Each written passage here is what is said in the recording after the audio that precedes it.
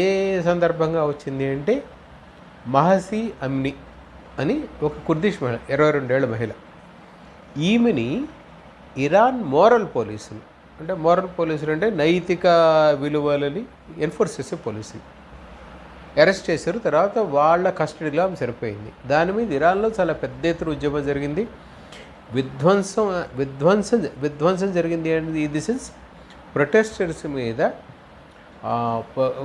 ప్రభుత్వ బలగాలు విరుచుకుపడ్డాయి, మామూలుగా కాదు. ఆ పరిస్థితి నుంచి అంటే వీటన్నిటినీ ప్రత్యక్షంగా చూసిన ఆయన పట్రాస్తాడు, బరి అయిపోతాడు. దాంట్లో ఒక 2-3 ఇష్యూస్, ఒక 2-3 లైన్ల దీన్ని తీసుకుంటే అదేమిటంటే